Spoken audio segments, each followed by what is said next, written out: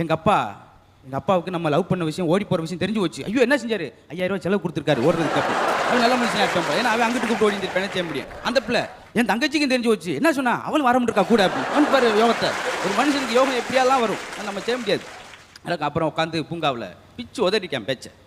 நம்ம காதல் ஒரு தெய்வ காதல் மாதிரிடி. என்னங்க சொல்கிறீங்க, என் பேர் முருகன், உன் பேர் வள்ளி. அப்போ தெய்வானியை தேடுறியா நீ? ஏன்னா அது ஒன்று சோடி சேர வேண்டியிருக்கு. நீங்கள் என்னை கட்டிக்கிறீங்கன்னா கண்டிப்பாக நான் செத்து போயிடுவேன். உன்னை கட்டிக்கிட்டா நான் செத்து போயிடுவேன். கண்டிப்பாக ஒரு கொலை உறுதியாகி போச்சு. நீங்கள் அதை போய் பேசாத.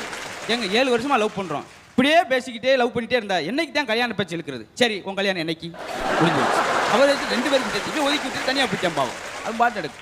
என் மனைவி டிரைவரை கூப்பிட்டு ஓடி போயிட்டாயா, ரொம்ப வருத்தமாக இருக்குது. ஒய்ப்புக்காவா இல்லைங்க டிரைவருக்காக. அதான் இந்த மாதிரி ஒரு காதலன் வந்து ஒரு காதலிக்கிட்ட கேட்டிருக்கான், இதுக்கு முன்னாடி நீ யாரனா லவ் பண்ணியிருக்கியா? அவள் அப்படியே மௌனமாக இருந்தா.